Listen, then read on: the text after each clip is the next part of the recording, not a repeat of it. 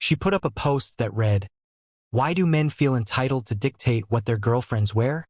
Just after I asked her to consider a more appropriate outfit for my corporate dinner. I didn't argue. I kept quiet. Then I decided to make a point in silence, by showing up to her workplace dressed in the exact style she'd planned to wear. The look on her manager's face was enough to shift her perspective instantly.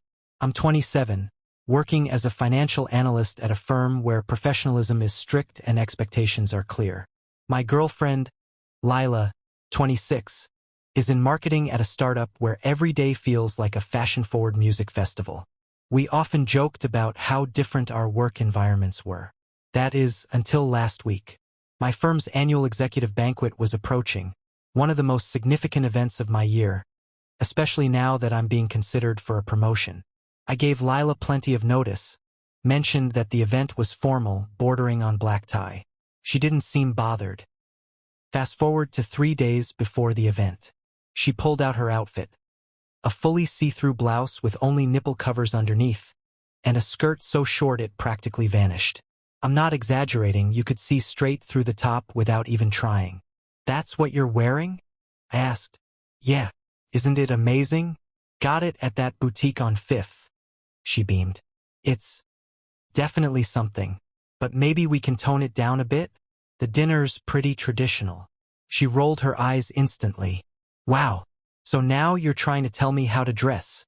"No, not at all," I replied calmly. "Just, everyone there will be in suits and cocktail dresses. This might come off as a little too revealing." "Oh, I'm sorry that your job still lives in the 1950s, she snapped. "This is fashion. You wouldn't understand. Lila, it's one night. Could make or break a step in my career. Can we please just consider dressing for the room?"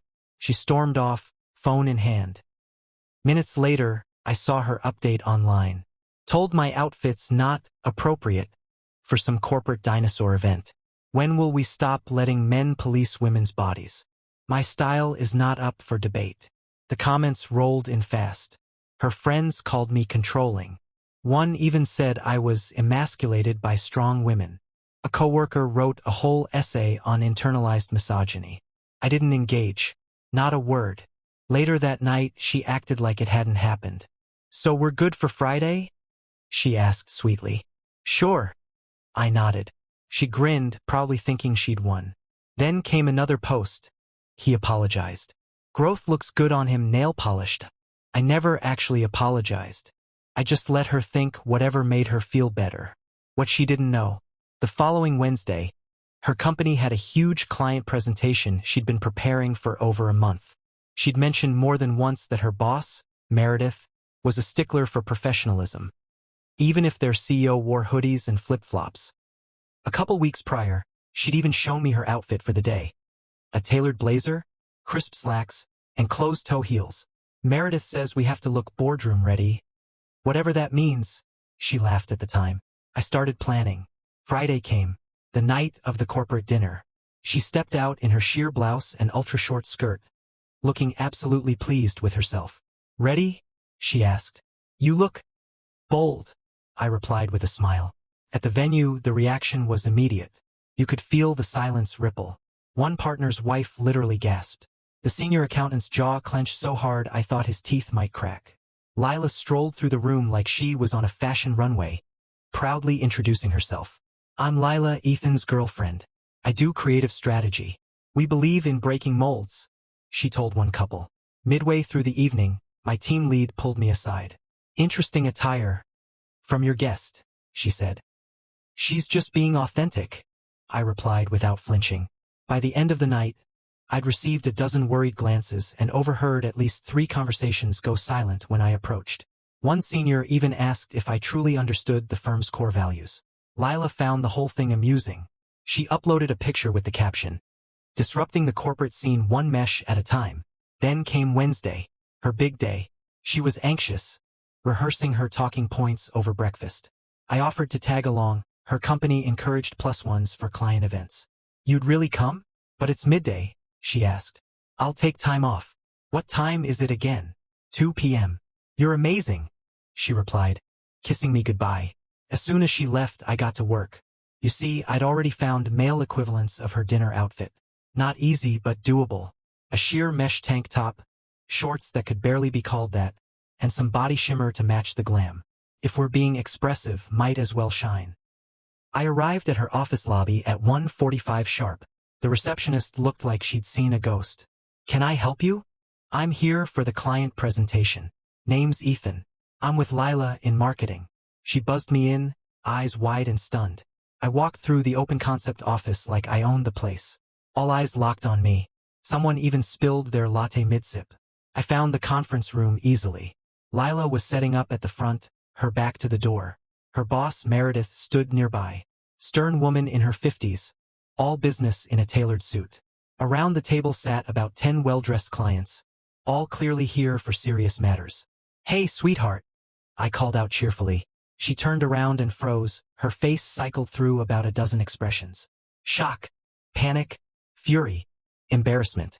"You made it," she said through gritted teeth. "Wouldn't miss your big moment," I said warmly. Meredith's gaze slid from me to Lila and back again. "This is your partner?" "Yep," I said, walking in with confidence. "Lila's always encouraged me to express myself and challenge outdated norms. Just thought I'd live the message." One of the clients clearly tried to hide a photo. A few others looked everywhere but at me. Lila rushed to my side and hissed under her breath, "What are you doing? Showing support?" I whispered back. "Just like you did for me at my office event." "This isn't the same," she snapped. "Really? You said work environments need to stop being so uptight." "I'm helping." Meredith cleared her throat sharply. "Lila, perhaps we should postpone." "No," Lila said quickly. "No, we're ready. He was just leaving. Right, Eli?" "Actually, I took time off to be here," I said, sliding into a seat. "You did mention plus ones were encouraged." The fluorescent lights highlighted every detail of my mesh tank top. I could feel the eyes on me. One man subtly pushed his chair a little further away. Lila began her presentation, voice trembling, eyes flickering toward me every few seconds. Meredith's face was unreadable. The clients stared like they'd stumbled on a train wreck, horrified but unwilling to look away. 5 minutes in, Meredith stood up. "We're taking a short break." She led Lila out into the hallway. Their voices carried through the glass walls. "What exactly is going on here?" Meredith demanded. "Is this a prank? I swear. I didn't know he'd. You didn't know your boyfriend would show up half-naked to a client meeting? This isn't an art show, Lila. These are conservative investors. They don't find this funny. It was supposed to be symbolic. A point about expression. The only point being made is that you've got awful judgment." A few moments later, they returned. Meredith stiffly informed everyone the meeting would be rescheduled. The clients gathered their folders and filed out quickly. One muttered unbelievable under his breath. Outside, in the parking lot, Lila exploded. "Have you completely lost it? You just torched my entire career. I wore the same thing you wore to my work event. What's the problem? That was different. Yours was a dinner party. This was a presentation." "Oh, I thought corporate culture needed to be more inclusive of self-expression? Isn't that what your post said?" "Not like that. You looked ridiculous." "So did you. But when I asked you to tone it down, I was controlling. Right?" She screamed. Like full volume. Hands in the air. Frustration scream. "This is not the same. You're comparing apples and oranges. I'm comparing work functions to work functions. You humiliated me in front of my bosses. I did the same. Except I didn't blast you on social media first. You're deranged. You ruined my meeting to get back at me over an outfit. Funny, that's what you did to me. One of our senior partners asked if I understood the firm's values because of you. She threw everything at me then. Called me manipulative, selfish, unhinged. Then classic reversal. This proves you're controlling. You stalk me to humiliate me in front of my team. No, I just turned up in the wrong clothes to the wrong place. Sound familiar?" We didn't speak the entire drive home. She slammed the door hard enough that our neighbor peeked out the window. Update. So, things got wild. Lila went full drama mode online. She wrote a long rant about how I'm an insecure man-baby who can't handle confident women. Her friends were all over it, praising her strength, labeling me toxic. I kept quiet again. Then things took an unexpected turn. Remember that client who tried to snap a photo? He posted it on LinkedIn. It wasn't meant as an attack. He wrote a thoughtful piece about professionalism in startup culture. No names were mentioned, but the photo said it all: me, glitter and mesh on full display. Lila mid-cringe, Meredith looking like she'd aged 10 years. It went viral, especially in marketing circles. Someone eventually pieced together Lila's earlier social media rants with the photo. The internet did its thing. Screenshots were everywhere. People were calling her out left and right. Oh, so you can dress wild at his work party but lose your mind when he does the same? This is why fake activism is so annoying. Rules for others, never for themselves. Someone get that boss a glass of wine. She looks done. Lila came home that night, absolutely furious. I'm on a performance improvement plan because of you. Because of me? Or because you brought your glittered boyfriend to a client pitch? You tricked me. I followed your philosophy. I thought you'd be proud. She begged me to email Meredith. To explain I forced my way in. That it was all my idea. I laughed. Like when you invited yourself to my firm's dinner after blowing up on social media? That's different. I was invited. So was I. You said plus ones were encouraged, remember? Then came the kicker. 2 days later, my boss called me into his office. I thought, well, here it comes. Eli, I wanted to talk about that dinner last week, he said seriously. I know. I'm really sorry. No, I should apologize, he cut in. Turns out your little stunt made the rounds. Nate from Jasper & Co., his brother works in Lila's finance department, showed me everything. He actually chuckled. Reckless move, but gutsy. I'll admit. It made a statement. Thanks. Look, what she wore was inappropriate. You flipped the situation and made the message hit harder. Just maybe keep the mesh out of our next audit meeting. Okay? Everyone assumed I'd lose it. But I didn't. I didn't yell, didn't drag her publicly. Just kept my head down and handled it quietly. And apparently that left a mark. The senior partners took notice. They actually told me they respected how I kept it professional despite being put in a tough spot. Total plot twist. Instead of scrutiny, I got praise. Meanwhile, Lila was clinging to her job by a thread. Then the apartment situation blew up. We'd been living together for 6 months, both of our names on the lease. That didn't stop her from demanding I pack up and leave. I can't live with someone who torpedoed my career, she snapped. You're not fired. You're just on a performance improvement plan. I reminded her. Same difference. Pack up your stuff. That's not how this works. We both signed the lease. Next thing I knew, she tried to change the locks. I called the landlord. She got a warning for attempted illegal eviction. Her next move? Hosting girls' nights every night. Loud music, tipsy rants, friends going on about how awful men are. I responded by staying late at work, hitting the gym more, catching up with friends I hadn't seen in a while. Kept it chill. But she kept escalating. She tossed my groceries. I labeled everything in bold marker. Belongs to Eli. Do not touch.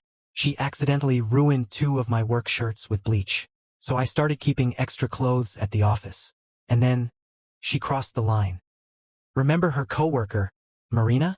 The one who ranted about patriarchy when I asked Lila to wear a dress to a formal dinner? She came over one night and, loud enough for me to hear, said, "You should file a complaint with his company. Say he's making home life hostile. Get him fired." Lila clapped her hands like it was the best idea ever. Yes, he wrecked my job. I'll return the favor. I recorded the whole thing, just in case. Sure enough, the next day, I got pulled into an HR meeting. An anonymous complaint had been filed about behavior at home that might reflect poorly on me. I hit play. Their faces were priceless. The whole conversation laid bare. Her friend's suggestion, Lila's excited agreement, all of it. She was planning to file a false complaint? They asked. Apparently, HR took it seriously. Really seriously. Turns out, trying to get someone fired with lies? Not a minor offense. As a professional courtesy, they notified HR at her company. When she walked into her next PIP check-in, she had no idea what was coming. Her boss, Meredith, called her in and reminded her about boundaries. That personal disputes shouldn't cross into intercompany drama. That professional conduct doesn't end when you clock out. Lila came home crying. "They're watching everything I do now," she said. "Meredith told me one more incident and I'm out." "Well, maybe don't plan bogus HR complaints?" I said. "Just a thought." You recorded me in my own home. Our home. Where you were plotting to get me fired. The relationship was clearly dead. But the lease had 4 months left, and neither of us could afford to leave. So we became roommates. The worst kind. She cooked massive meals and left every dish in the sink. I cleaned only my things. She hosted game nights and noisy hangouts. I invited my buddies for poker and loud sports commentary. Then came her second shot at redemption, a big client presentation. Meredith told her very clearly, no plus ones. Business attire only. Be flawless. Lila showed me her outfit the night before. Conservative wasn't even the word. She looked like she was running for Senate. Practiced her lines for hours. Then she came to me. I need to know you won't pull something tomorrow. Why would I asked. Because you're petty. I made my point already. What you wear to work is your problem now. She didn't believe me. Spent all morning texting me frantic threats. If you ruin this for me, I swear. I finally replied, I'm in a finance meeting till 5. Relax. And she nailed it. Presentation went great. Meredith was pleased. The clients gave glowing feedback. She came home practically skipping. First time she'd been happy in weeks. See, I said. Amazing things happen when you match the room. Wrong move. She grabbed a wine glass and hurled it at the wall. It shattered. Didn't hit me, but it was close. You are such a piece of work, she shouted. You think this was about you teaching me a lesson? I didn't throw a glass at anyone. Who's the psycho again? 2 weeks later, she was gone. Broke the lease, paid the penalty, moved back to her parents' place. Last I heard, through mutuals, she's still working at the company. But Meredith has her under a microscope. No more bold statements. No more social media rants about breaking norms. Well, almost none. She's still posting about how toxic men ruined her life. But now, the people who know the full story, they just laugh. One person even commented, wait, is this about mesh shirt guy? She deleted it in under a minute.